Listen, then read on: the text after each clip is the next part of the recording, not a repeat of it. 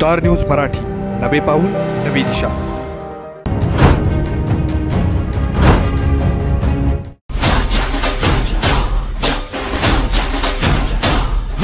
मर्द रांगडा दिलाचा राजा अस्सल फौलाद तू। आळसण गावचे धडाडीचे युवा नेते, उत्तम वक्ते व सामाजिक कार्यकर्ते माननीय अण्णासाहेब जाधव यांना वाढदिवसाच्या हार्दिक शुभेच्छा। शुभेच्छुक अजित भैया Jadhav, hotel Krishnai family restaurant Alsan, Ravi Pawar, RS hotel family restaurant Balwadi फाटा, अशोक सुर्वे, श्री दत्त बाजार खंबाळे भाळवली। तुम्हाला सोने खरेदी करायचं आहे तर मग चला विट्याच्या ओम ज्वेलर्स मध्ये।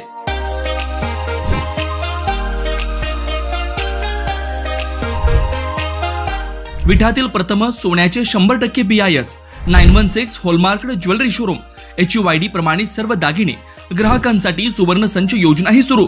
तर मग एक वेळ अवश्य भेट द्या। आमचा पत्ता ओम ज्वेलर्स, सराफपेठ, बँक ऑफ महाराष्ट्र समोर विटा, श्री भगवान ढमाले गार्डीकर, डॉक्टर विशाल शिंदे मोराळे।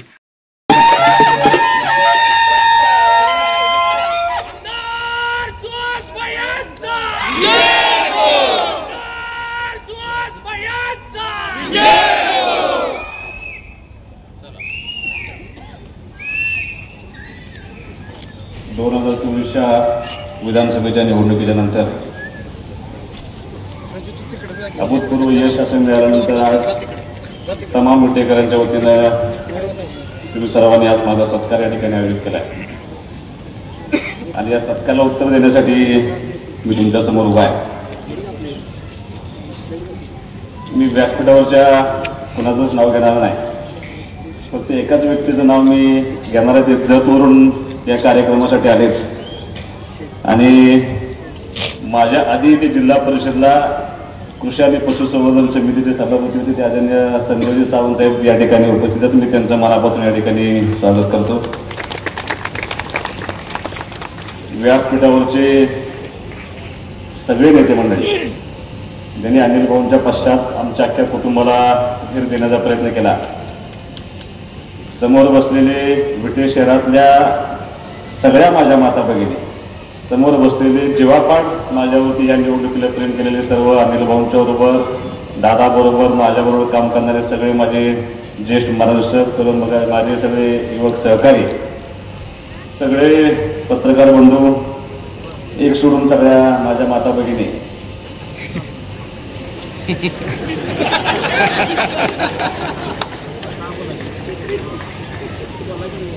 सगळ्याच गोष्टी काळजीपूर्वक बोलावं लागतात। पूर्वी आपण सोशल मीडिया नव्हतं, पण आता तुमचं वागणं, बोलणं, चालणं सगळं टिपलं जातं। त्यामुळे परत कोणतरी म्हणणार की सगळ्या माता भगिनी म्हणणार निजी बायको बसलेली असते। त्यामुळे एक सोडून सगळ्या माझ्या माता भगिनी, तुमच्या सर्वांचं या ठिकाणी मनापासून स्वागत करतो। तुमच्या सर्वांचं मनापासून त्या ठिकाणी आभार मानतो। तुमच्या कार्यक्रमामध्ये, तुमच्या कार्यक्रमाची रूपरेषा नसताना मी 3 महिलांचा सत्कार करण्याचं नियोजन तुम्हाला करायला सांगितलं होतं। त्या 3ही महिला या कार्यक्रमासाठी या ठिकाणी उपस्थित आहेत। विधानसभेचं अधिवेशन चालू आहे आणि शासनानं शुक्रवारी दिवशी 4 वाजल्यानंतर 8 तारखेला होणाऱ्या महिला दिनानिमित्त शासनाची भूमिका मांडण्यासाठी विधानसभेमध्ये 4 ते 9 हा अख्खा तो वेळ आहे तो महिलांच्यावरती बोलण्यासाठी त्या ठिकाणी ठेवला होता आणि मी विधानसभेच्या अध्यक्षांना विनंती केली होती की मला महिलांच्यावरती त्या ठिकाणी बोलायचं आहे। मी माझं नाव दिलं होतं, पण कार्यक्रम 4ला सुरू झाल्यानंतर अध्यक्ष महाराज आमचे आले आणि त्यांनी आलेल्या सांगितले की आज फक्त महिलाच बोलतील, पुरुष कोण बोलणार नाही। अगदी त्या सगळ्या त्या चर्चेला उत्तर हे मुख्यमंत्री महोदयांनी द्यायचं असतं, पण मुख्यमंत्री महोदयांनी ह्या वेळेला विधानसभेच्या सगळा पायंडा बदलला आणि ते स्वतः आधी बोलले आणि ह्या सगळ्या चर्चेला उत्तर सन्माननीय आदित्यताई तटकरेंनी त्या ठिकाणी उत्तर दिलं। महिलांना त्या ठिकाणी मान देण्याचा त्यांचा प्रयत्न झाला आणि मी ह्या तिघींनाच का बोलवलं तर अत्यंत प्रातिनिधिक स्वरूपामध्ये मला ह्या तिघींचा सत्कार करायचा होता। विधानसभेच्या भाषणामध्ये ज्या ज्या वक्त्यांनी महिलांचं बोलण्याचा प्रयत्न केला त्या सगळ्या वक्त्यांनी अतिउच्च काम केलेलं सगळ्या महिलांचा उल्लेख त्या ठिकाणी केला गेला होता। पण मला माझ्या मतदारसंघामध्ये जे इतकं ताकदीनं काम करतात त्या महिलांचा उल्लेख त्या विधानसभेच्या पटलावरती करायचा होता, जे रेकॉर्ड आयुष्यभर राहतं.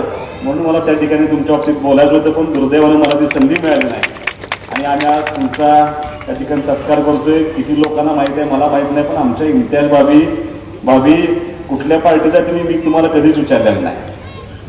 पण रात्री अपरात्री जरी त्या रेवणसिद्धाच्या घाटामध्ये एखादा गाडी लहान असेल मोठी असेल पंक्चर झाली तर स्वतः भाभी गाडीवरून जाऊन त्या पंक्चर काढून देतात, त्या कुटुंबाला मदत करतात. त्या त्यांच्या हिमतीवर त्या सरपंच झाले, त्यांच्यापर्यंत काय चालत.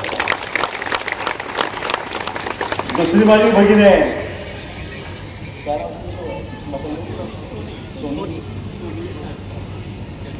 सोनी सेटवाल, बरोबर ना?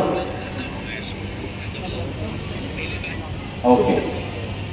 काय कौतुक असं ऐकतं तुम्ही कधी त्या स्मशानभूमीत ज्या वेळेला गेलाय तेव्हा त्यांचं अख्खं कुटुंब त्या स्मशानभूमीमध्ये काम करतात.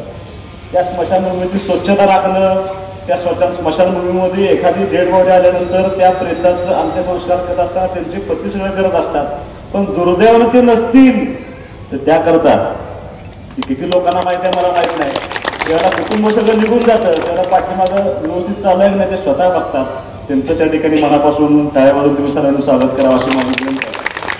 आणि प्रतिभाताई कदाचित आत्ता तुमचं काम ह्या लोकांना कळायला लागले. मला सुद्धा पाहिजे, मी त्या मोहीच्या वृद्धाश्रममध्ये अनेकदा गेलो होतो. सर पण आले होते, गडकरी सर सुद्धा या ठिकाणी आले. तुम्ही दोघांनी मिळून ते वृद्धाश्रम चालवले. मला असं वाटतं की आयुष्यात एकदा तरी त्या वृद्धाश्रमाला तुम्ही सगळ्यांनी एकदा भेट देऊन या.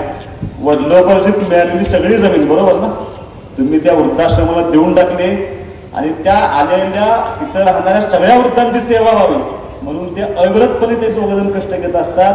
त्या सेवेमध्ये खंड पडू नये म्हणून तुम्ही लग्न न करण्याचा निर्णय घेतलाय. त्यांच्यासाठी त्या ठिकाणी स्वागत करावं. आणि महिला दिनानिमित्त त्या सगळ्यांचं रेकॉर्ड त्या पटलावरती यावं अशी माझी इच्छा होती, पण दुर्दैवानं आली नाही. जर 2026च्या विधानसभेच्या अधिवेशनाला मला संधी मिळाली तर निश्चितपणे मी तुम्हाला तिघी नाही तर रेकॉर्डवरती आणल्याशिवाय मी शांत बसणार नाही, तुम्हाला माझा शब्द आहे. मी तुमच्या सर्वांचा पुण्याचा आभार मानतो. अनिल अप्पांनी एक गोष्ट सांगितली अत्यंत खरी आहे की विधानसभेच्या निवडणुकीनंतर आज जवळपास 3.5 महिने होत आहेत आणि 3.5 महिन्यानंतर मी गाव स्वरूपी सत्कार हा माझा दुसराच आहे. पहिला सत्कार झाला आहे तो साळशिंगेनं माझा सत्कार परवाशी छोटेखानी सत्कार एक केला होता. आणि आज एवढ्या मोठ्या स्वरूपामध्ये न भूतून भविष्यात झालेल्या निवडणुकीमध्ये जे मला मताधिक्य मिळाले त्या सर्व विटेकरांनी दिलेला सन्मान, तुम्ही दिलेला आधार, तुम्ही दिलेलं प्रेम, त्या प्रेमातनं कधी आम्ही उतराय होणार नाही. दादांनी सांगितलं तो सत्कार तुम्ही सर्वांनी आज घेताय. अनिल भाऊंना जाऊन 1 वर्ष पूर्ण झालं नव्हतं म्हणून मी सत्कार कुठले स्वीकारले नव्हते. घरी आलेले सत्कार हे वेगळे होते, पण मी कुठल्याही गावातून सत्कार स्वीकारला नव्हता. पण भाऊंना जाऊन 1 वर्ष झालं. प्रचंड म्हणजे जी सत्कार समिती या ठिकाणी बसलेली आहे त्या सगळ्यांची प्रचंड इच्छा होती की तुम्ही तो सत्कार स्वीकारला पाहिजे म्हणून मी सत्कार स्वीकार निर्णय घेतला. आणि आज आपण या ठिकाणी व्यासपीठावरती माझा सत्कार करतो. मनोगताच्या सुरुवातीला काय वातावरण असणार याची मी जरा पुष्कळशी सुद्धा कल्पना आपल्याला नव्हती. मला अंदाज होता की कदाचित जर आपण तुम्हाला असं वाटतंय की वातावरण जरा शांत झालंय, वातावरण जरा शांत झाले, जर सगळ्यांना बोलायला गेलं असतं नाही तर लांब पुढचं बोलून मोकळे झाले असते. त्यामुळे विधानसभेच्या निवडणुकीत त्या कुणालाच बोलायला मिळालं नव्हतं. फार ठराविक लोक बोलत होते, मीच जास्तपणे बोलायचो, त्यामुळं त्या लोकांना संधी मिळाली होती. पण आज त्या ठिकाणी कार्यक्रम करतोय एकाच गोष्टीची मला भीती होती. मला सारखं वाटत लोक येणार का नाही, कार्यक्रमाला लोक येणार का नाही, कारण वेळ झाला होता. 3 महिने बापू निकालून झाला होता, सगळं मला मान्य होतं. दुसरी मोठी अडचण काय होती, क्रिकेटची मॅच आहे आणि फायनल चालू आहे. तुम्हाला पटणार नाही ते येण्यापूर्वी मी मॅचेस बोलत बसतो. तुमचा फोन आला की जायचं आणि मी आत्ता सुद्धा सारखा स्कोर बघत होतो. आज सुहास भाबाचं सत्कार जिंकण्याचे चान्सेस सुद्धा हे मंत्र वाढलेत लक्षात. आणि नुसतं एवढंच जिंकणार नाही दादा, मी काय ताकद जाऊन बघा लपवणार नाही, मी नगरपालिका सुद्धा जिंकणार आहे.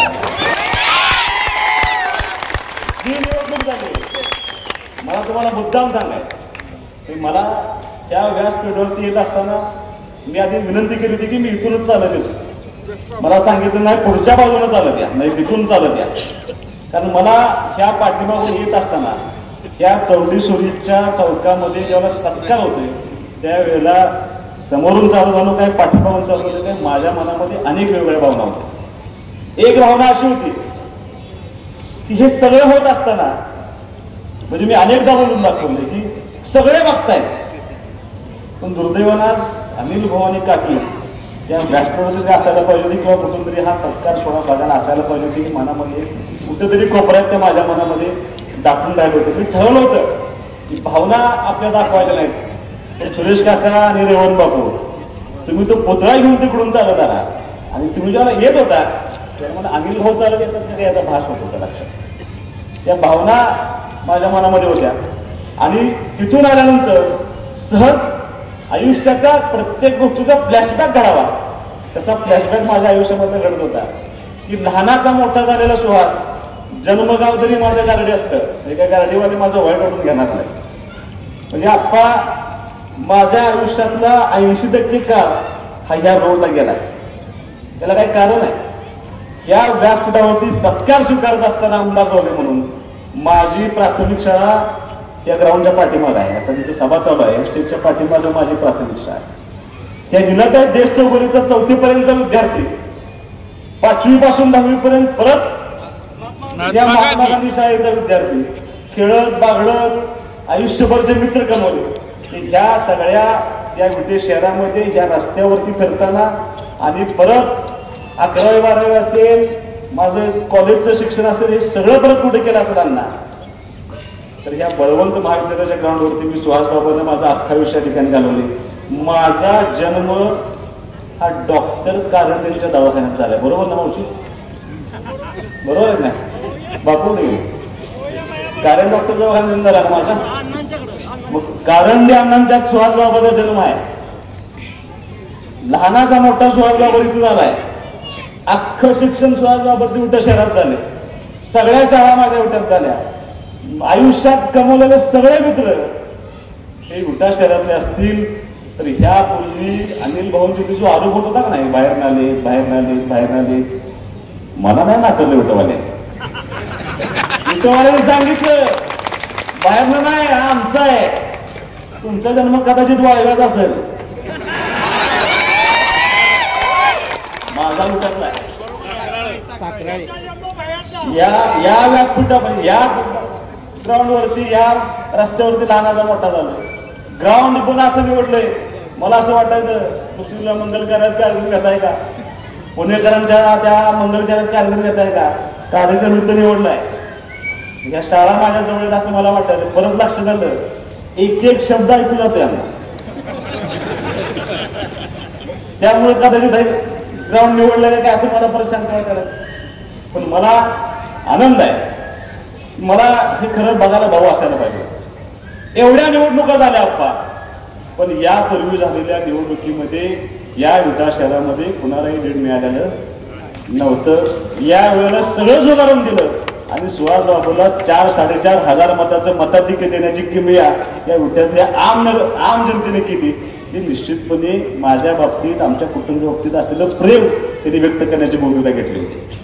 मी तुम्हाला एवढंच सांगतो गेल्या अनिल भाऊ असताना सुद्धा म्हणजे अनिल भाऊ विधानसभेला 2014 साली आमदार झाले त्या दिवसापासून ते 19च्या विधानसभेच्या निवडणुकीनंतर ह्या शहरामध्ये जेवढी कामं झाली असतील ती सगळी आप्पा आपल्या माध्यमातून अनिल भाऊच्या माध्यमातून पूर्ण करण्याचा प्रामाणिकपणे प्रयत्न झालाय. जवळपास 100-125 कोटी रुपये ह्या शहरातल्या रस्त्यांसाठी आपण दिले होते. या शहरातले रस्ते या शहरातल्या गटारी या चांगल्या परिस्थितीमध्ये असाव्या त्या भूमिका घेऊन आपण ती जबाबदारी पार पाडण्याचा प्रयत्न केला. ते सगळं ज्यावेळेला करत होतो त्यावेळेला काही गोष्टींची जाणीव मात्र आम्हाला 100% होत होती. म्हणजे प्रत्येक वेळेला सांगायचं म्हणजे मी कौतुकानं सांगतो की गेले 40-45 वर्ष झालं आमच्याकडं पंचायत समिती जिल्हा परिषदची सत्ता आहे. विरोधक सांगायचे की गेले 40-50 वर्ष झालं आमच्याकडे विटा नगरपालिकेची सत्ता आहे. पण फरक काय आहे तर फरक एवढाच आहे की ह्या मतदारसंघाला अनिल भाऊंनी फक्त पिण्याचंच नाही तर शेतीचं पाणी देऊन सुद्धा हा मतदारसंघ सुजलाम सुफलाम करण्याचा प्रयत्न केला. तुमच्या काळामध्ये 50 वर्षाच्या मात्र दुर्दैवानं आज सुद्धा त्या शहराला पुरेसे पाणी मिळत नाही. कदाचित किती लोकांना माहिती आहे मला माहित नाही, पण काही गोष्टी सांगणं हे माझं कर्तव्य आहे आणि तुम्हालाही माहित असणं कर्तव्य आहे. त्या गोष्टी तुम्हाला मी मुद्दाम सांगणार आहे. ते 1857ची स्थापना आहे नगरपालिकेची, बरोबर ना? 54 1854ची आपल्या नगरपालिकेची सत्ता म्हणजे नगरपालिका स्थापन झाली. 1954 हा 100 वर्षाचा काळ झाला. त्याच्यानंतरचा परत हा 60 वर्षाचा काळ झाला. याच्यामध्ये किती पाणी पुरवठा स्कीम तयार झाल्या होत्या?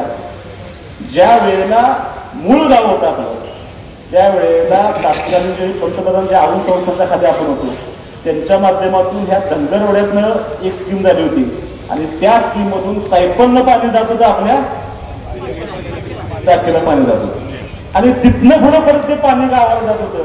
35-36 काहीतरी म्हणजे सार्वजनिक नळ असायचे.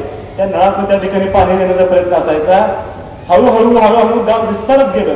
विस्तारत गेल्यानंतर परत एक स्कीम झाली.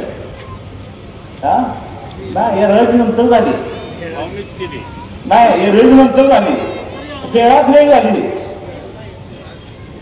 बरोबर ना? आता बापून सगळं माहिती. पण खेळात ज्यावेळेला स्कीम केली बापू, ती हे ज्यावेळेला उकरून बघितलं, तिथं पाण्याची उपयुक्तता जास्त आहे असल्यानंतर पुण्यातलं पाणी कोण होतं त्यावेळेला?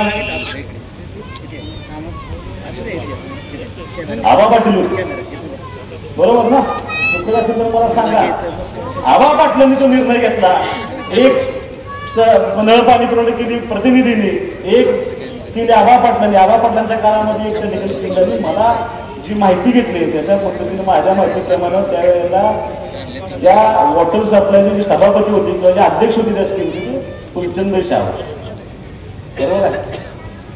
परत गाव विस्तारत गेलं आणि विस्तार करत असताना परत पाण्याची गरज पडल्यानंतर तिसरी स्कीम झाली तुमची, रथ स्कीम झाली. ती कुणी केली?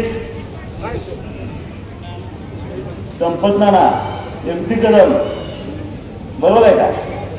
या सगळ्या मंडळींनी ती स्कीम करण्याचा प्रयत्न केला आणि सगळ्यात यशस्वी स्कीम कुठली होती तर ती रेल्वेची स्कीम त्यावर चालू होती. परत त्या रेल्वे स्कीमचं काय झालं? अण्णाला तुम्ही त्याच्यावर बरंच बोललाय, मी काय त्याविषयी बोलणार नाही. परत 1996 साली एक नवी स्कीम झाली, घोगाव योजना त्यावर स्कीम झाली. रेल्वेची चांगली स्कीम बंद पडल्याने घोगाची स्कीम, घोगा स्कीमला आपण पैसे कोण दिले? हा, युती शासनाने पैसे दिले. भाजपनुसार त्याला पैसे देण्याचा प्रयत्न केला. त्यांनी सांगितले की आम्ही आता काँग्रेस सोडले आणि आम्ही आता तुमच्याकडे येतोय. त्यांना आम्हीच दाखवलं, सत्तेमध्ये गेले आणि या शहराला नळपाणी पुरवण्याचे भाजपने त्याला सरकारने स्कीम केली. त्याच्यानंतर परत कधीच काय नाही. 10 वर्ष त्यांच्याकडे आमदारकी दिली गेली, पण त्या 10 वर्षाच्या कार्यकाळामध्ये विटे शहरासाठी काही नव्यानं करता न आल्यामुळे 2014 साली ज्यावेळेला अनिल भाऊ आमदार झाले, परत भाजप आणि सेनेचं सरकार आलं. त्या सरकारनं या नगरपालिकेला तब्बल 32 कोटी रुपये दिले आणि 34 स्कीम द्यायला झाली, 5वी स्कीम झाली. आता ते ज्याला 32 कोटी रुपये आले त्याला तुमचं सत्ता होती. काय केलं त्या 32 कोटीचं? ज्या दिवशी मी नगरपालिकेमध्ये गेलो, मिटिंग घेतली, त्या मिटिंगमध्ये सगळे प्रश्न विचारले. ज्या वेळेला नळपाणी पुरवठा बोलण्याचा प्रयत्न केला त्यावेळेला कुठल्याही अधिकाऱ्याला समर्पक उत्तर देता आलं नाही. किती किलोमीटर पाईपलाईन बदलल्या, किती गळती काढल्या, किती लिटरच्या टाक्या खरोखर बांधले, हे ज्याला विचारलं गेलं त्याला अधिकाऱ्यांना उत्तर देता आलं नाही. याचा अर्थ स्पष्ट आहे की ते 32 कोटीची दिलेले पैसे तुम्ही दुर्दैवानं वाया घालवले आणि आजही आमची विट्यातली जनता पाण्यासाठी गाव पडते. परत सरकार आपला आला. अनिल भाऊ असताना त्यांनी ताकदीने प्रयत्न केला. दुर्दैवाने अनिल भाऊ गेले, पण अनिल भाऊ गेल्यानंतर परत आम्ही वागवानी प्रयत्न केला आणि परत सरकारच्या मागे लागून तब्बल 87 कोटी रुपये आपण त्या नळपाणी योजनेला मंजूर करून आणले. ज्यावेळेला मंजूर करून आणले, नारळ फोडला. आठवतंय का आप्पा? बघा, नारळ फोडल्यानंतर मी सांगितलं की पैसे नसतात, त्याला काम चालू झाले. फक्त माझी विनंती होती की बघून या. त्या ITI पासूनचं काम चालू झाले. म्हणजे जेवढ्या स्कीम झाल्या त्या नळपाणी स्कीम मध्ये तुमचा कुठंही सहभाग नाही. ज्या वेळेला विटे शहराची निर्मिती झाली त्यावेळेला हे गाव जे होतं ते 9200 लोकसंख्येचं गाव होतं. याच्यामध्ये 51% उपजीविकेचं साधन कुठलं होतं तुम्हाला माहिती आहे का? शेती. 32% लोक ही फक्त व्यवसाय करायचे आणि उर्वरित लोक ते मग भाड्यानं देणं किंवा इतर व्यवसाय करून त्या ठिकाणी उपजीविकेचं साधन जगायचे. आणि ह्या गावाचा विकास व्हावा या हेतूनं जुन्या ज्या लोकांनी त्या ठिकाणी प्रयत्न केला होता त्या सगळ्यांचं म्हणणं असं होतं, ह्या गावाचा विकास व्हायचा असेल तर ह्या गावाला पाणी दिलं पाहिजे. त्याला फक्त 200-250 किलोमीटर पाऊस पडत होता, त्याच्यामध्ये शेती होणे अवघड होतं.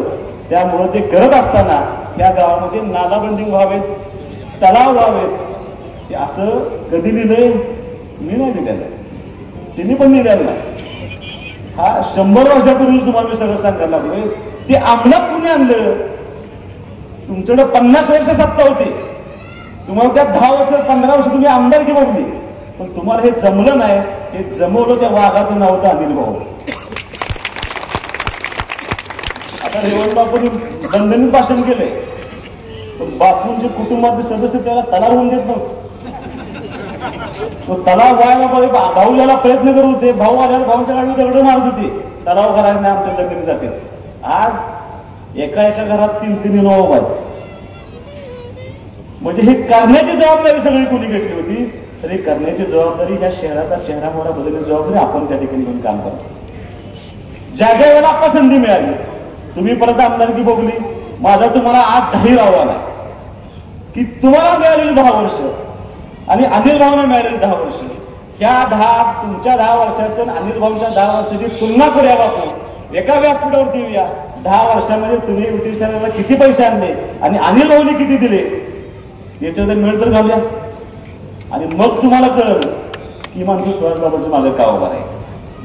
अनेक भागात आजही रस्ते नव्हते. म्हणजे ज्या वेळेला शासनाचा फोन येतो, मंत्रालयातनं फोन येतो की कामं सुचवा, आप्पा आम्ही तुम्हाला फोन करतो, आम्हाला फोन करतो, कार्यकर्त्यांना फोन करतो. 40-50 वर्ष तुम्ही सत्ता भोगल्यानंतर आम्ही काम काय सांगतो शासनाला? गटारीला पैसे द्या, रस्त्याला पैसे द्या. दुसरं काम आपण सांगितलेलं नाही. 125 कोटी रुपये फक्त रस्ते आणि गटर करण्याची भूमिका आपण त्या ठिकाणी घेतली. तुम्ही काय करतो का 50 वर्ष? ज्या वेळेला शेवटचे 10 कोटी रुपये आले इलेक्शन लागायच्या अगोदर, आम्ही ज्यावेळेला यादी तयार करत होतो, मी यादी तयार करत असताना मी म्हणणार काय दर गटर रस्ते किती वर्ष काम करायचं आपण गटर रस्त्याचं. त्यावेळेला सांगोला नगरपालिकेची एक यादी पडली. मी ही माझ्या मागच्या भाषणात सांगितलं होतं. त्यावेळेला तत्कालीन आमदार शहाजी बापू होते आणि त्यांनी त्यांच्या मतदारसंघातली यादी टाकली. त्यांच्या मतदारसंघातल्या त्या नगरपालिकेची कामं अशी होती, क्रीडांगणला सोयीसुविधा पुरवणे, प्रत्येक समाजाला सभामंडप बांधून देणे, प्रत्येक समाजाला सभागृह बांधून देणे, गार्डन तयार करणे. हे सगळं तयार करत असताना मी तिथे सीओना फोन केला. म्हणून तुम्ही हे करताय, ही जागा कोणाची आहे? जागा म्हणजे आमची आहे, नगरपालिकेची आहे. मला प्रश्न पडायला लागला, सांगोला मोठं का विटा मोठं? आणि मग मी सगळी माहिती घ्यायला सुरुवात केली. ज्या आमदार झालो, मिटिंग चालू झाली, तुम्हाला मी आता नळ पाणी पुरवण्याचा विषय सांगितला. मी त्यांना एक प्रश्न विचारला.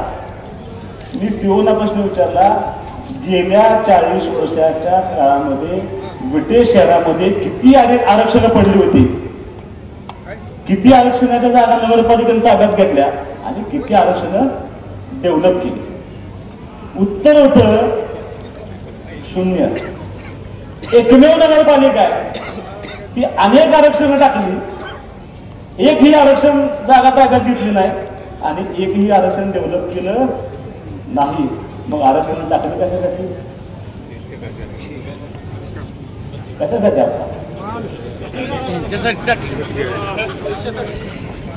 ओरबडून खाण्याशिवाय तुम्ही नगरपालिकेला दुर्दैवानं काहीही करू शकला नाही. मी विटेकरांना सांगायला कदाचित माझा शब्द हा लागेल कोणाच मनाला, पण नगरपालिकेचं कारभार आणि अवस्था बघता विट्याची नगरपालिका ही व्हेंटिलेटर होते. आपण जर ह्या 2 वर्षामध्ये हे पैसे आणू शकलो नसतो तर आपली अवस्था ह्या जिल्ह्यातल्या सगळ्यात खालच्या नगरपालिकेमध्ये आपण, पण ते करून द्यायचं नव्हतं. सत्ता कोणाची का त्याच्यापेक्षा इतर राहणारी माणसं ते मदत देऊ द्या न देऊ द्या, त्या माणसांच्या पाठीमागे उभं राहिलं पाहिजे. ती भूमिका घेऊन काम करण्याचा आम्ही प्रयत्न केला आणि या शहराला पैसे आज ती सगळी मंडळी माझ्या पाठीमागे पाहिजे. म्हणजे जेवढे उपकार म्हणावे तेवढेच आहेत त्या ठिकाणी उपकार कमी आहेत. आप्पा मी आता तुम्हाला शेतीचं पाण्यास सांगितलं, तुम्हाला मी नळ पाणी पुरवठ्याच्या स्कीमचं सांगितलं. ग्राउंड आहे का त्याला? कुठं आहे ग्राउंड? 2002 साली एक क्रीडा संकुल त्याला मंजूर झालं होतं. त्याला मी दादा भावना म्हणलो होतो, उठ्यात जागा देत नाही असं पत्र माझ्यापाशी आहे. नगरपालिकेने सांगितलं जागा उपलब्ध नाही, आम्ही ते करू शकत नाही. मी भावना म्हणलो होतो गाड्या हातीत करूया, फार लांब नाही उठ्यापासून. भाऊ म्हणले नाही, उठ्यासाठी आणलं, उठ्यातच करायचं. दुर्दैवानं 4ला पराभव झाला. ते आमदार झाले, त्यांनी जे केलंय नाही क्रीडा संकुल. या जाऊ एकदा भाऊ, काय अवस्था आहे. जागा कुणाची? जागा कुणाची आहे क्रीडा संकुल? हा, अरे भाड्याने मालक कोण आहे त्याचा? मालक तीच. त्यांनी जागा शासनाला भाड्याने दिली. ती भाड्याने देत असताना मेटकरांच्या अतिक्रमण केले. आणि मी असं म्हणतो, मी मिटिंग घेतली, म्हणलं पैसे कसं करतात, लिटिगेशन चालू आहे. काय लिटिगेशन आहे म्हणलं? त्याचं जाऊ दे लिटिगेशन, ते मेटकरी जागा देऊन टाकायला म्हणलं. काय आपल्याला जेवढं होईल तेवढं करू आपण त्याच्यामध्ये.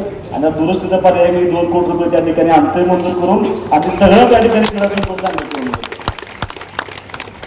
खो खो, कबड्डी, व्हॉलीबॉल, किती नाव या खो खो मध्ये आज पापा मुलं या ठिकाणी उपस्थित असतील, नंदुबाग या ठिकाणी उपस्थित असतील, स्वरूप पुणेकर असेल, रुपाली पुणेकर असतील, किंवा आणि कोण कोण खेळला असेल, राजू जाधव असेल, राजू काळे असतील, यशवंत चव्हाण असतील, ही सगळी पोरं ती आपल्याला नॅशनल लेवलला खेळून आली. कबड्डीसाठी आपण कुस्तीसाठी टॉपच्या आपल्या विटामध्ये त्या ठिकाणी परवान त्या ठिकाणी चांगले घडले होते. क्रिकेटमध्ये आम्ही स्वतः खेळले, त्याला खेळायला एवढी प्रचंड मैदान असायची. खो खोला विटा म्हणलं की पुढच्या टीमच्या डोळ्यात पाणी यायचं. काही काही जण बाहेरून निघून जायचे. कुठं आहे खो खो आज? कुठं आहे कबड्डी आज? कुठं आहे आपली क्रीडाची संस्कृती? गेली लयाला. आरडी कस्तुरी गेल्यापासून एक नाटक झाले मला दाखवा तुम्ही आप्पा. एक सांस्कृतिक कार्यक्रम झालेला मला दाखवा कस्तुरी गेल्यापासून. नाही झाला. कुठं करायचा? पहिलं आपल्या प्रसाद थिएटरमध्ये आपण कार्यक्रम करतो. आता ते करायलाच कुठं नाही. ज्या वेळेला अनिल भाऊ आमदार झाले त्यावेळेला ह्या शहरामध्ये एक चांगलं नाट्यगृह व्हावं म्हणून भाऊ प्रयत्न करायला लागले. नगरपालिकेनं तेच उत्तर आलं. उत्तर काय? जागा उपलब्ध नाही. रस्त्यावर ते मंगल कार्यालय कुठे, नाट्यगृह कुठे दिलं तुम्हाला माहिती आहे का? आटपाडीला दिलं. आटपाडीला 14 कोटी रुपयाचं प्रशस्त मंगल कार्यालय नाट्यगृह बांधायचं चालू आहे. एकदा जाऊन बघून या. अप्रतिम नाट्यगृह त्या ठिकाणी बांधायचं चालू आहे. आपण का बांधू शकलो नाही? जागा नाही. मग आता अनिल भाऊने आम्ही सांगितलं बसणार की आम्ही आता नाट्यगृह विटाला बांधणार आहे. हे मी लगेच काढलं. खुलं नाट्यगृह, शक्ती उद्घाटन आणि कुठं आहे खुलं नाट्यगृह? आहे का माहिती मला कुठे नाही नाट्यगृह? बापू आता आम्हाला तुम्हाला माहित नसतं, तुम्हाला माहित असतं. ते खुलं नाट्यगृह म्हणजे ह्यांचं पार्किंग आहे ना, त्याला ते विंडॉक घातले. त्यांनी सांगितलं खुलं नाट्यगृह आहे. किती कार्यक्रम झाले.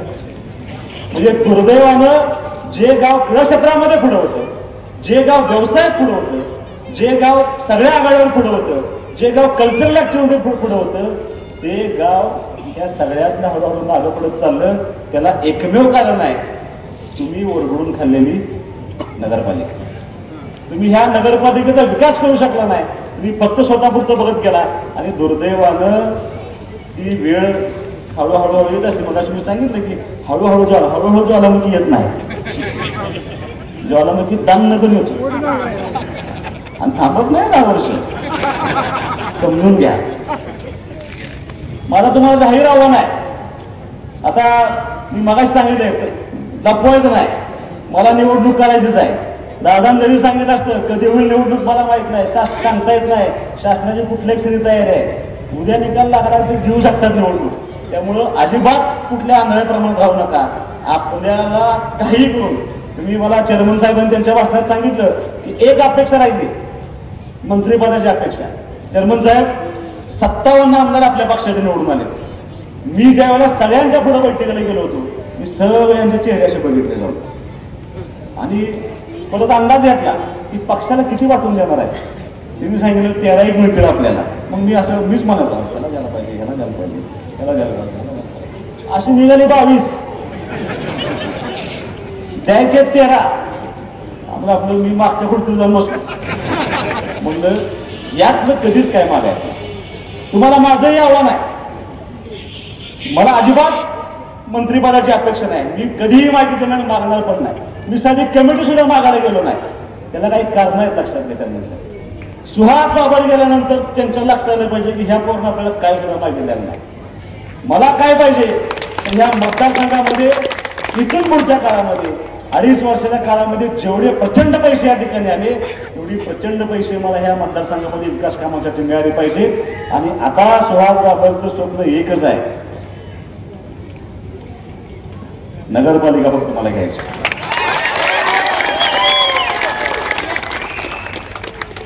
आमदार झालो मी, सगळ्यांनी पेट तरी बांधून मोकळं झालं.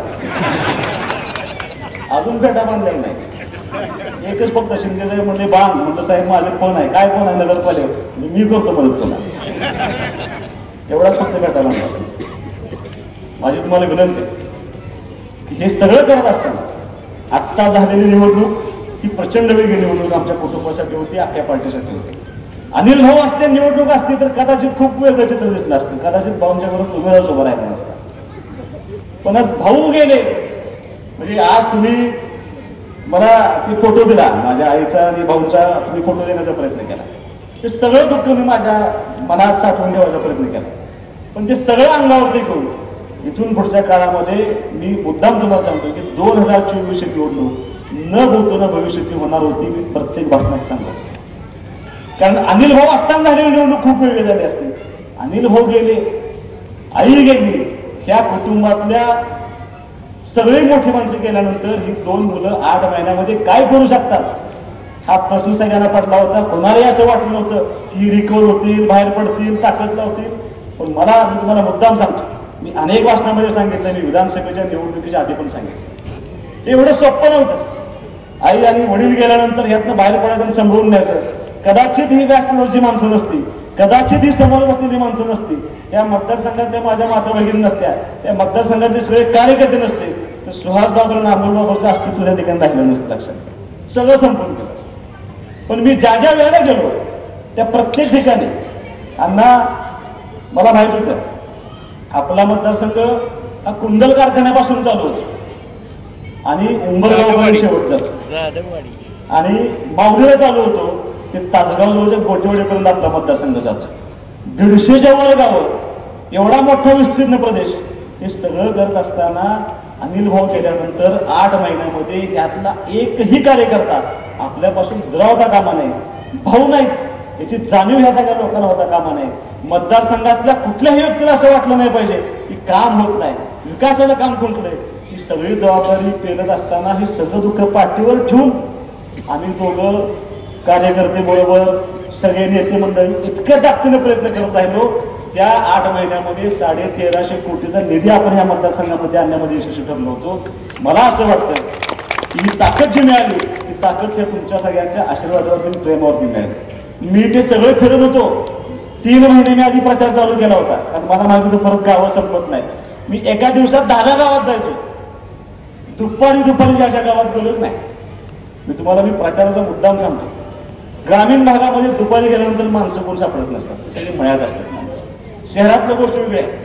पण मी ज्या ज्या वेळेला सभेला गेलोय असं एकही गाव नव्हतं की त्या गावामध्ये मी 2ला जाऊ द्या, 3ला जाऊ द्या, 1 वाजता जाऊ द्या, 4 वाजता जाऊ द्या, किमान 200 महिला असायच्या आणि 200-300 पुरुष असायचे.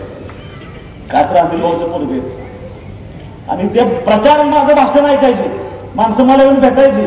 सोन्यानं माझं काम केलं नाही, मी त्याला सांगितलं होतं.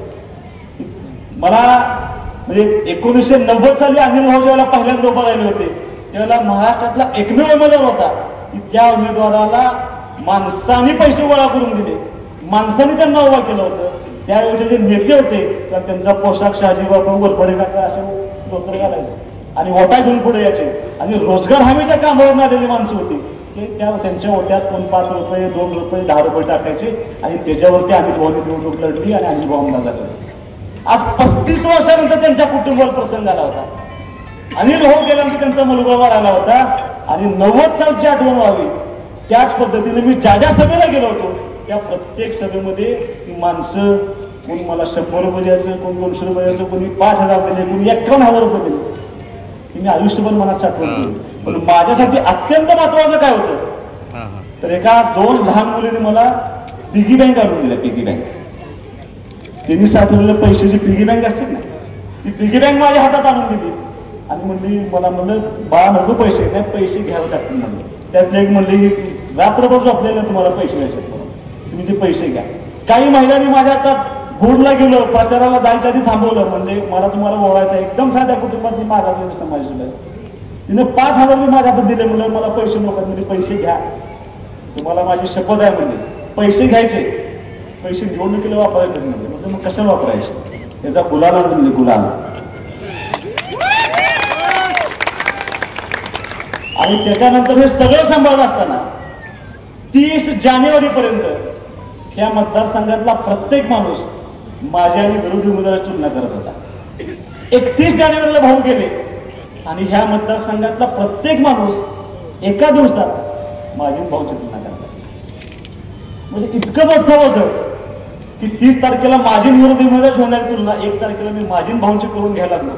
आणि ते सगळं सांभाळत असताना मला असं वाटतं की ही माणसं जर माझ्या पाठीमागे नसती तरी मी यातनं बाहेर पडलो नसतो. एवढं प्रेम एवढा प्रचंड विश्वास मला हा देण्याचा प्रयत्न या लोकांनी केलाय. आयुष्यभर त्या उपकारात मी ऋणी राहण्याचा प्रयत्न करेन. मी सोन्याला सांगितलं तर दोन्ही पिगी बँका मला तुम्हाला दाखवायच्या होत्या आणि त्या दाखवायच्या होत्या एवढ्याच कारणासाठी की सुहास बाबरवरती नैतिकतेचं प्रचंड मोठं दडपण आहे. त्या 2 पिगी बँकच्या पैशाचं नाही, त्या पिगी बँक देण्या पाठीमागच्या भावनेचं दडपण सुहास बाबरच्या मनावरती आयुष्यभर करून राहणार आहे. लक्षात ज्या वेळेला मी पहिल्यांदा पंचायत समितीला उभा राहिलो होतो त्यावेळेला जिल्ह्यात सगळ्यात जास्त मताने मी निवडून आलो. ज्या वेळेला जिल्हा परिषदला उभा राहिलो त्यावेळेला जिल्ह्यामध्ये सगळ्यात जास्त मताने मी निवडून आलो. आणि आता योगायोगाला काय माहित नाही बाकी सगळी मोठ्या पारखाने येणारी काटावर आहेत सगळे आणि सुहास बाबर मात्र 78,178 मतं त्या ठिकाणी निवडून आला. हे सगळं तुमचं प्रेम आहे. त्या मतदारसंघातल्या आम जनतेचं प्रेम आहे. आयुष्यभर आम्ही विसरू शकत नाही. 2029 निवडणूक अशी होणार नाही. इतकी ताकद सगळ्यात जास्त आभार मला कोणाचे मानायचे असतील तर मी 3 म्हणजे ज्येष्ठ मंडळी तरी माझ्यावर होतीच. पण मला ह्या मतदारसंघातल्या तमाम माता भगिनींचं या शहरातल्या तमाम माता भगिनींचं मला तुमचा आभार मानायचा आहे. एवढी सक्रियता महिलांची कधीही निवडणुकीला नव्हती. एवढी सक्रियता महिलांची होती तुमचं आयुष्यभर या ठिकाणी नव्हती. दुसरे कोणाचे आभार मानायचे आहेत सगळ्यात तरुण मुलांचे मला आभार मानायचे आहेत. खांद्याला खांद्याला मी प्रत्येक भाषणात सांगायला होतं एकटा सुहास बाबर करू शकत नाही. सुहास बाबर तुमच्या मदतीची आवश्यकता आहे. कुणाला तरी माझ्या वडिलांची भूमिका पार पाडावी लागेल, कुणाला तरी माझ्या आईची भूमिका पार पाडावी लागेल, कुणाला तरी माझ्या भावाची भूमिका पार पाडावी लागेल. या मतदारसंघातल्या सगळ्या लोकांनी जमेल त्या पद्धतीनं कोणी माझ्या वडिलांची भूमिका पार पाडली, कोणी माझ्या आईची भूमिका पार पाडली, कोणी माझ्या भावाची भूमिका पार पाडली. आणि तिसरं आभार जर कुणाला मानायचं असतील सगळी लहान मुलं एवढा फेमस लहान मुलांच्या महाराष्ट्रात दुसरा उमेदवार नाही. एवढं एकच कौतुक मला मी स्वतः करून घेणार आहे. मी पाटील तापवार कुठेही प्रचारात जावा बारकी बारकी बारकी बारकी पोरं व्हायची.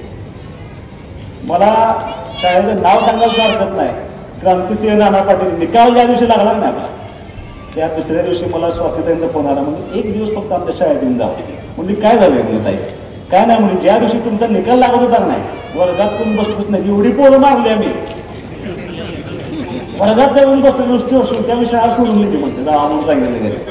त्याचं सुहास बाबर निवडून आला. तुम्ही माझ्यावर ईव्हीएमचा आरोप करताय. तुम्हाला मन सांगते की झोप येत नाही रात्रीच. ती नुसतं म्हणायचं आहे की पार्टी टिकली पाहिजे राहिली पाहिजे म्हणून फक्त म्हणायचं. नाहीतर तुम्हाला कळत नसलं तर तुम्ही वडिलांना चांगलं कळत अजिबात झोप लागत नसेल. सुहास बाबर निवडून आला ह्यात त्यांना दुःख नाही. इतक्या मोठ्या फरकाने निवडून आला ह्यात दुःख नाही. त्यात 5,000 मतांना सुहास बाबर लीड गेला ह्याचं फार मोठं दुःख त्यांना. तुम्हाला माझं स्पष्ट सांगणं आहे. आता माहिती घेऊन बघा तुमचे जवळचे कार्यकर्ते ज्या वेळेला घराघरात जात होते ना प्रचाराला, की अमुक अमुकला मत द्या, अमुक अमुकला मत द्या, तुम्ही गेल्यानंतर तुमच्या घरातला मुलगा त्या घरात जायचा, पप्पांचा तुम्हाला कळत नाही सुहासभाई याला कुठलं काढलं ईव्हीएम. तुमच्या बूथवरती पोलिंग एजंट उभा असलेल्या 9 मुलांनी मला फोटो काढून पाठवले, भैया मतदान तुम्हालाच केले. एक बूथवरती दुपारी गेलो अण्णा, सेंट्रल स्कूलच्या अलीकडचा बूथ आहे ना सेंट्रल स्कूलचा, त्या बूथवरती गेलो, गर्दी होती.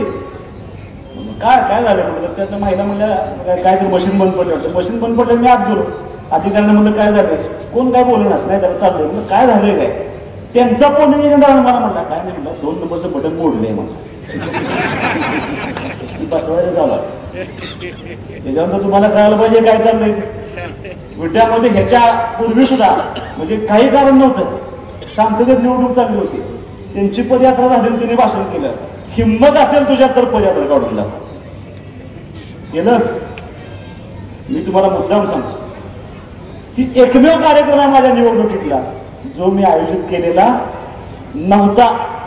तुम्हाला पटणार नाही, जी माझी पदयात्रा झाली होतीच नाही, ही पदयात्रा उत्स्फूर्तपणे झाली होती, स्वतःहून माणसं बाहेर पडली होती. बापूंच्या घरातल्या महिला नाचत होत्या बापू, आणि इतके प्रचंड उत्साह होता.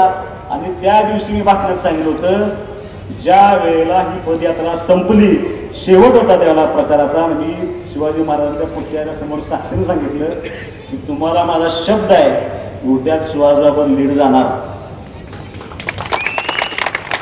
आणि त्या कारण तो उत्साह, ती ताकद मला त्या ठिकाणी दिसली होती. आणि सगळं बाजूला ठेवून आपण त्या ठिकाणी प्रचंड मोठ्या संख्येनं आपण त्या ठिकाणी म्हणजे तितकी लोक आली होती की ती निवडणूक ऐतिहासिक निवडणूक झाली, आणि खूप मोठी शक्ती मला त्या ठिकाणी देण्याचा प्रयत्न केला. तुम्हाला माझा शब्द आहे. हे सगळ्या गोष्टी सांगत असताना गेल्या 2.5 वर्षामध्ये ह्या शहरामध्ये काम करत असताना गावातले रस्ते करण्याचा प्रयत्न केला, गटारी करण्याचा प्रयत्न केला, नळपाणी पुरवठ्यासाठी 27 कोटी रुपये आणले. मी सत्कार फारसे स्वीकारणार नाही असं ठरवलं होतं, कारण माझा स्वभाव असा आहे की मी ठरवलंय की विधानसभेच्या ह्या 5 वर्षाच्या कार्यकाळामध्ये मी जे जे शब्द दिले होते का ते एक ना एक शब्द पुरा करायचा मी त्या ठिकाणी अभिवचन घेतलं होतं. आणि त्यासाठी माझे 24 तास धडपड चालू आहे अण्णा. मी पहिला शब्द तुम्हाला दिला होता की मी तुम्हाला ह्या विटे शहरामध्ये काही झालं तर उपजिल्हा रुग्णालय करणार म्हणजे करणार, तुम्हाला माझा शब्द होता. मला सगळी म्हणायची जागा कुठं आहे, जागा माझ्या डोक्यात आहे म्हणजे तुम्ही तुझी काळजी करू नका. ज्या जागा हडपाय ह्यांनी डाव ठेवला होता, जी जागा हडपायची तिथं गाळे बांधायची, ती जागा मी कधी सिव्हिल सर्जन नावानं करून टाकली, यांना माहिती नाही. सिव्हिल सर्जन नावावर जागा झाली सुद्धा, तिची प्रशासकीय मान्यता उद्या होईल, प्लॅन तयार झाला, इस्टिमेट तयार झालं.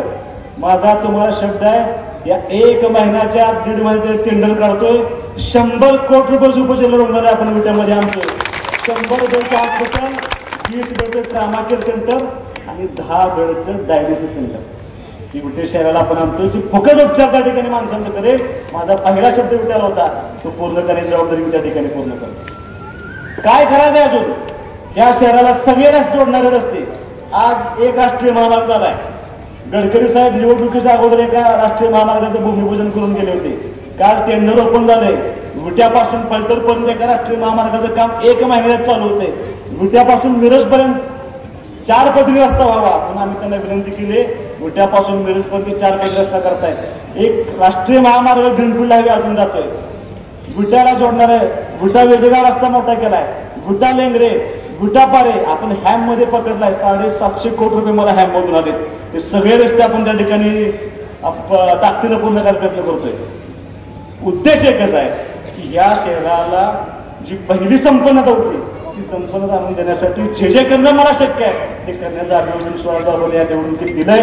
ते ताकदीनं पूर्ण करण्याचं मी अभियोजन तुम्हाला या ठिकाणी देतोय. अजिबात त्यात कुठे कमी पडणार नाही. कुठल्याही परिस्थितीमध्ये या शहराला जे गरजेची गोष्टी आहेत त्या सगळ्या भौतिक सुविधा असतील, ह्या शहरातले जेवढे व्यवसाय आहेत ते सगळे परत संपन्नते आणण्यासाठी जे जे करणं शक्य आहे ते सगळं करत असताना पाणी झालं, लाईटची व्यवस्था झाली, रस्ते झाले. आप्पा 2 राष्ट्रीय महामार्ग झाल्यानंतर उदय सामंतांना एकाच गोष्टीच्या मागे लागलो मी आता 2 वर्षाच्या आत मला चांगल्या इंडस्ट्री मला माझ्या उद्यामध्ये द्यायचा आणि त्यांनी जो शब्द मान्य केलाय 2 वर्षामध्ये आपण ह्या शहरामध्ये चांगल्या मोठ्या इंडस्ट्री आणू म्हणजे जे शब्द दिले होते ते सगळं पूर्ण करण्याचा मी त्या ठिकाणी प्रयत्न करतोय. दुसरी एक गोष्ट मला करायची मला असं वाटलं होतं माणसाला ठेच लागली की माणूस शहाणा होतो. त्यांना काय ठेच लागली माणूस शहाणा होण्यात आला म्हणजे 4-4.5 मात्र मागं पडले मगाच कोणतं सांगत पण म्हणून नाही त्यांना शहाणं करायला लावणार असं जायला पाहिजे. आत्मपरीक्षण करायला वाजवून राहिलं मला कोणतरी बोलली की आता नेटाने करते त्याला जाऊन भेट त्याला जाऊन भेट माफी मागायचं आता म्हणजे ही पहिल्यापासूनची पद्धत आहे. एकाने विष काढायचं आणि एकाने सावध नाटक करायचं. बापू आता तुम्हाला सावध राहावं लागणार आहे. आता तुमच्या धर्मेश भाईंच्या सारखं आता येणार कोणाचं चुकलंय आता सगळं मी बघतो. आधीच म्हणायला पाहिजे होतं वेळ निघून गेली ना आता माणसांना मान्य नाही. 2011 साली दादा विरुद्ध त्यांची निवडणूक झाली होती. अचानक निवडणूक लागली सगळ्या परिस्थिती बदलल्या गेल्या होत्या. मिळतील ती माणसं एकत्र करून आम्ही त्या ठिकाणी पार्टी उभा करायला प्रयत्न केला. 4,500-5,000 मताचा एक वॉर्ड होता. 700 ते 800 मतं त्यावेळेला त्यांच्या कॉलेजच्या स्टाफचे विद्यार्थ्यांचे तिथे लावले होते आणि जाहीर भाषणात ते सारखं सांगायचे की अमोलच्या विरोधात मी 1,000 मतांनी निवडून येणार. अमोलच्या विरोधात मी 1,000 मतांनी निवडून येणार. आम्हाला पण वाटतं बिल निवडून आला काय 1,000 मतांना काय सांगावं. कॉलेजची पोरं लाईन जवळ होती मतदानाला आणि मी तिथं गेलो आणि ती पोरं मला शिकायची कॉलेज आणि फक्त 100 मतांनी निवडणार. ती हुशार आहे. 11ला उभा राहिलं परत उभा राहिलं नाही अजिबात फोटो सुद्धा बघा तुम्ही. परत मागच्या दराने गेलेत नगरपालिकेत उभा राहिलं नाही परत फोटो राहिले तर राहिले माझ्यावर झाले 24ला. ते 11ला तुम्ही उभा राहिला होता. 11 पासून उठ्यातली माणसं तुमची वाट बघत होती की तुम्ही कधी एकदा बॅलेटर येताय आणि तुम्ही बॅलेटर आला आणि तुम्ही जे कर्म केले तुम्ही जे ह्या विषयाच्या लोकांना त्रास दिलाय त्या त्रासाचा विस्फोट करायला लोकांना ठरवलं होतं आणि तो विस्फोट ह्या विषयाच्या लोकांनी आत्ता केला आणि तुम्हाला या ठिकाणी मागं पाठवून दिलं. तुमच्या कर्माचं फळ तुम्हाला मिळालं. आम्ही चांगलं करत गेलो तुम्ही वाईट करत गेला. म्हणजे मी केलेलं काम सांगत आलो. मी आजही सांगतो येणारी निवडणूक सुद्धा मला कुणाला तरी संपवायचं आहे कुणाला तरी ह्यातनं हातदबार करायचं म्हणून करायचीच नाही. मी शब्द दिला होता 2.5 वर्षामध्ये प्रचंड काम केले. ते सगळे शब्द पूर्ण करण्यासाठी मला नगरपालिकेत सत्ता पाहिजे आणि मला नको आहे इथं बसलेली समोर बसलेली आम जनतेची नगरपालिका असली पाहिजे. त्या नगरपालिकेमध्ये गेल्यानंतर कोणाला भीती नाही वाटली पाहिजे. या शहरात वावरताना या शहरात व्यवसाय करत असताना कुणाच्या मनात भीतीचं वातावरण निर्माण नसलं नाही पाहिजे. काय गरज आपण घाबरायची. मी कार्यक्रमाचं ठिकाण ठरवलं पहिल्यांदा अमरला काय सांगितलं तुम्हाला एकही गाड्या आता बंद होता कामा त्यांचा व्यवसाय कोणता कामा म्हणून सांगितलं होतं. आता अमर आणि गणेश 2च गाडी चालू आहेत बाकी आम्ही बंद करायला लावले नाही. मग कुणी बंद करायला लावले संशोधनाचा विषय.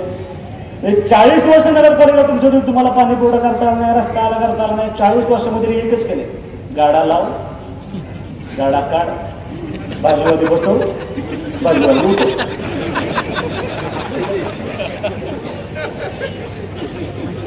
गुट्यातल्या सगळ्या लोकांना माझा प्रश्न आहे भाजी मंडई कुठे आहे. भाजी मंडई कुठे आहे कुठे आहे भाजी मंडई मायनी रोड हा मायनी रोडला आहे खाली भाजी मंडई कुठे आहे. भाजी मंडई कुठे सांगायचं काय अहो भाजी मंडई नाही उठ्याला.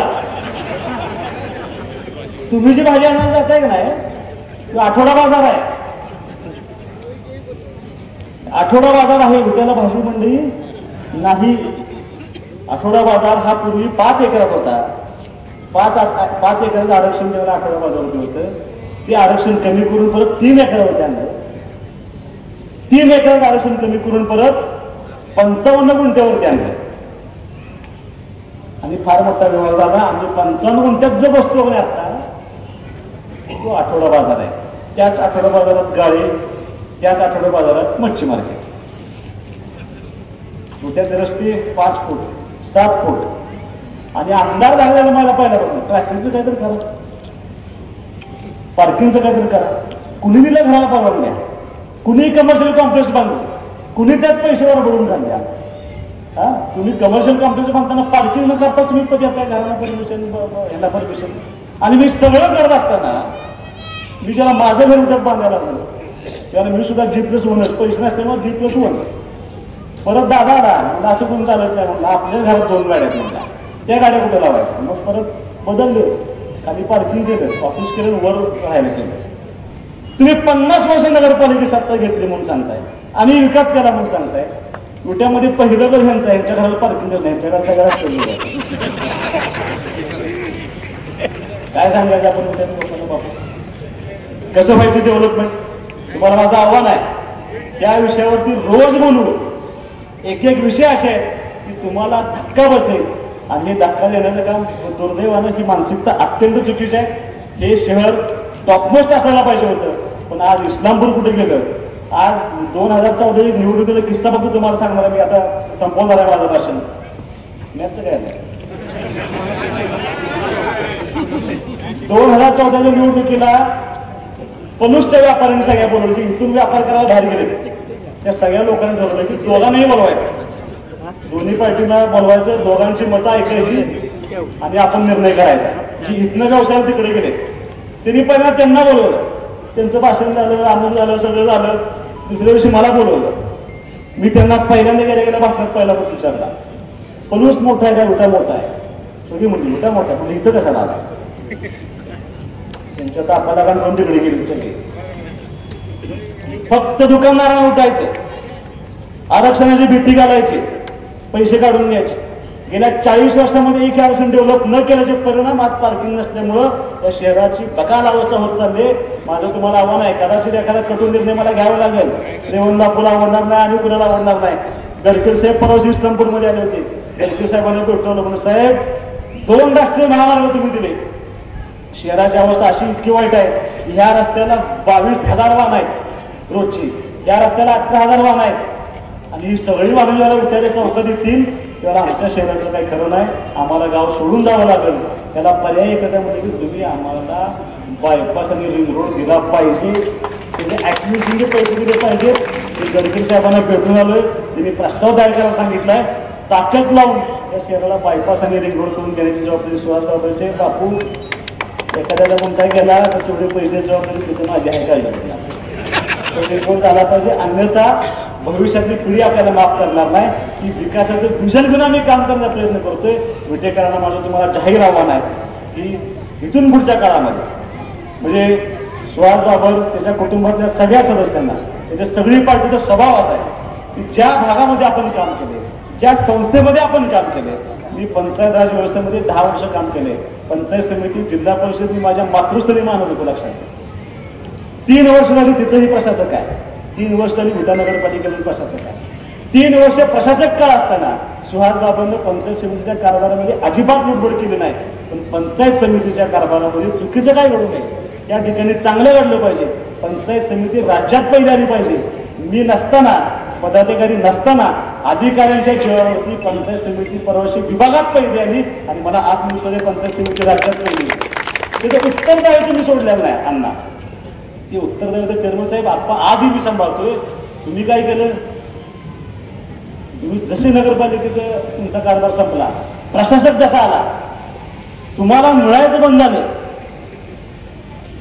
दुर्दैव आहे बघा. लक्षात घ्या, 40 वर्ष आपण ज्या खुर्चीवरती बसतो, ज्या संस्थेमध्ये बसतो, त्या संस्थेवरती प्रशासक आल्यानंतर एक कलमी कार्यक्रम चालू आहे.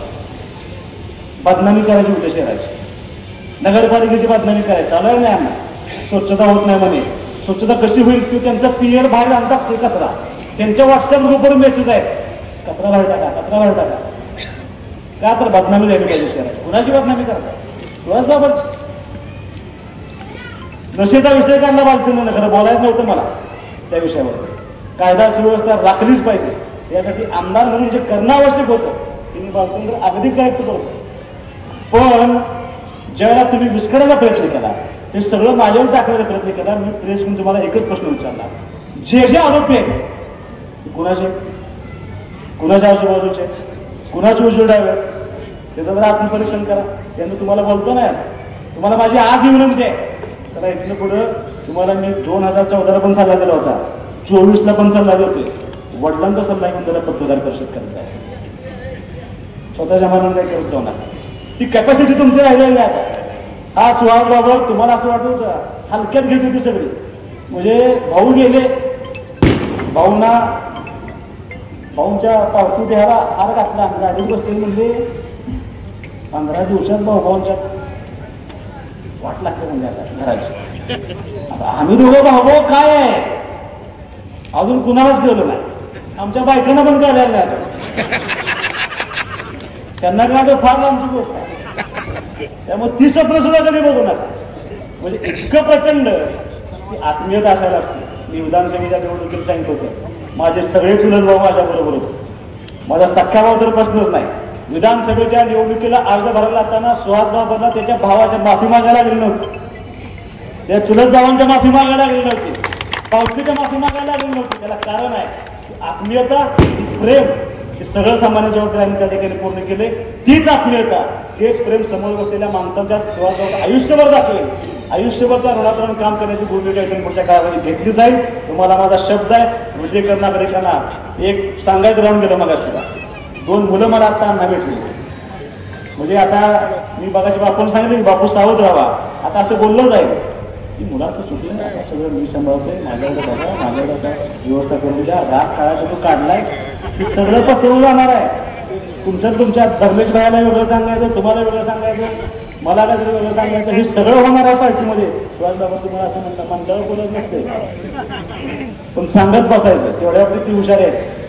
या सगळ्या गोष्टी पाठवून कुणाचंही न ऐकता आपल्याला जागृतीने त्या ठिकाणी काम करावं लागेल. 2 मुलांना दम दिलाय त्या आठवड्यात त्यांना. मी मुलांनी मला सांगितलं नव्हतं त्यावेळेला, मुलांनी मला आज येऊन सांगितले सभा आहे म्हणून. तुम्हाला माझं आव्हान आहे की आता दम 40 वर्ष जाऊन देते, केलेलं कुणालाच काय. गरीबला बघायचा एखादा आणि त्याला दम द्यायचा. दम देत देत देत उलट्या 4.5 मध्ये सुहास बाबा निवडी गेला लक्षात. मी तुम्हाला त्याही वेळेला सांगतो, मी तुम्हाला आजही सांगतो. मी आता आमदार झालोय, 5 वर्ष मी सगळ्यांचाच लोकप्रतिनिधी आहे, मी तुमचा सुद्धा लोकप्रतिनिधी आहे. या शहराचं वातावरण बिघडावं, या शहरामध्ये दहशत सगळं थांबलं पाहिजे. ना दहशत तुमची राहिली पाहिजे, ना दहशत माझी राहिली पाहिजे. सर्वसामान्यांसाठी हे शहर अत्यंत सुरक्षित राहिलं पाहिजे, जबाबदारी माझी लोकप्रतिनिधीची आहे. पण म्हणून जर तुम्ही माझ्या कार्यकर्त्यांना त्रास द्याल, कुणाला काहीतरी म्हणायला जाल, तर तुम्हाला माझं एवढंच सांगणं आहे, आजपर्यंत मला अडवायला माझा बाप होता, मला अडवायला माझा बाप नाही, मी कधी थांबेल मला माहिती नाही. आणि आपल्या बांधणार गरीबाची पोरं घुसवायची नसते. हिंमत असेल तर आपण समोर करू. गरीबाच्या पोरांना त्रास द्यायला तुम्ही पुढे जाऊ नका. कुणाचाही आर्थिक छळ होणार नाही, कुठल्याही गाड्यावाल्याला त्रास होणार नाही. आज सुद्धा माझा अमर, त्यांना विचारा अमर भैया कुठे गेला अमर भैया, कुणी गाडी बंद केलं, त्यांनी जरी गाडी बंद केलं असेल ना, ते दिवसाचं सगळं भाडं आपण त्यांचं देऊन टाकू. एकाही गाडीवाल्याचं त्या ठिकाणी नुकसान होता कामा नये, ही भूमिका आमची त्या ठिकाणी. का तुम्हाला असं वाटलं नाही? आता तिथं राष्ट्रीय महामार्ग होणार आहे. 2 हॉकर झोन आहेत मोठ्या शहरामध्ये, 2, एक इथं आहे आणि एक मायनी रोडला आहे. नॅशनल हायवेचं काम चालू होतं ना, ती सगळी गाडीमध्ये हटवणार आहे. कुठं बसणार आहे तुम्ही त्यांना? आणि रेकॉर्डला 71 गाड्या आहेत फक्त उठ्यात. किती? 71 गाड्या आहेत फक्त उठ्यामध्ये. आणि गाड्या आहेत किती? 1000. 71 गाड्यांचं भाडं जातं नगरपालिकेला. बाकी भाडं जातं कुणाला? बरोबर आहे ना? कुणाला भाडं जातं? या सगळ्या गोष्टींचा भविष्याच्या काळामध्ये उहापोह केला जाईल. एकही चुकीचं काम नगरपालिकेचा प्रशासक कोण करणार नाही. करत असेल तर तुम्हाला सुहास बाबाचा दरवाजा आम नागरिकांसाठी कायम उघडा आहे. तुम्ही आमच्या घरापर्यंत या, रात्री या, अपरात्री या. तुमच्या सेवेसाठी आमचं अख्खं कुटुंब आहे, तर कुठे आम्ही कमी पडणार नाही. एक शब्द फक्त तुम्हाला त्या ठिकाणी द्यायचा आहे. मुद्द्याच्या भाषणाची एवढी अडचण असते. मुद्दे प्रत्येक वेळेला सामान्य माणसं मला देतात, खाल्ल्यासारखे चित्र देतो. हैदर बोला सगळं आज बोललो तर परत मजा राहणार नाही बाबा. मी तुम्हाला एवढंच सांगतो की दर महिन्याला अधिवेशन संपलं की विट्यातल्या सगळ्या लोकांना, माझं सामान्य लोकांना आव्हान आहे, दर महिन्यातला 1 तारीख तुम्हाला दिली जाईल.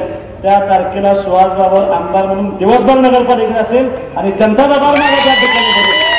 तुम्हाला ज्या ज्या अडचणी असतील, सामान्य माणसाची अडचण असेल, त्या अडचण तुम्ही माझ्यापर्यंत घेऊन या. समोर बसून कोणालाही 1 रुपया न देता तुमची अडचण त्या ठिकाणी पूर्ण ताकदीने सोडवून जाईल. हा सुहास बाबरचा शब्द आहे. दर महिन्याला जनता दरबार विट्यासाठी सेपरेट त्या ठिकाणी नगरपालिकेत केला जाईल. इथून पुढच्या काळामध्ये ती भूमिका घेऊन आम्ही काम करू. जे प्रेम, जे विश्वास तुम्ही माझ्यावर दाखवला, एवढं सोपं नव्हतं. एवढ्या कमी वयामध्ये तुम्ही सर्वांनी माझ्या पाठीवरती खूप मोठी ताकद दिली. ही सगळी ज्येष्ठ मंडळी, म्हणजे राजकारणामध्ये मी आज जर कोणाचा आभार मानणार असेल तर या सगळ्या ज्येष्ठ मंडळींचे. की जवळपास आम्हाला किती 8-9 हजार घरं गेलाय घरून होत्यात. 8-9 हजार घरं तुम्ही सगळी त्या ठिकाणी फिरलाय. प्रत्येक माणसानं त्या ठिकाणी ताकद लावली. मी तुम्हाला एवढंच सांगतो, या सगळ्यांची नैतिक जबाबदारी घेऊन सुहास बाबर इथून पुढच्या काळामध्ये काम करेल. त्यात कुठेही कमी पडणार नाही. या शहराला पहिली जुनी संपन्नता ती देण्याची जबाबदारी माझी असेल.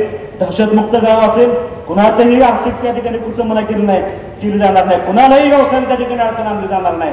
त्या प्रत्येक माणसाच्या पाठीमागे सुहास बाबर तो भाजीवाला असेल, गाडेवाला असेल, हातगाडेवाला असेल, नगरपालिकेचा कर्मचारी असेल, स्वच्छतेचा कर्मचारी असेल किंवा मोठा एखादा नेता असेल, या सगळ्यांच्या पाठीमागे सुहास बाबर ताकद उभा आहे. ही ताकद तुम्ही आजपर्यंत मला दिली. त्या ताकदीचा उपयोग सुहास बाबर हा फक्त आणि फक्त भागातल्या त्या मतदारसंघातल्या आम जनतेसाठी करेल. एवढं अभियोजन तुम्हाला मी या ठिकाणी देतो. खूप वेळ झालाय, जवळपास 1 तास त्या ठिकाणी माझं मत व्यक्त करतोय.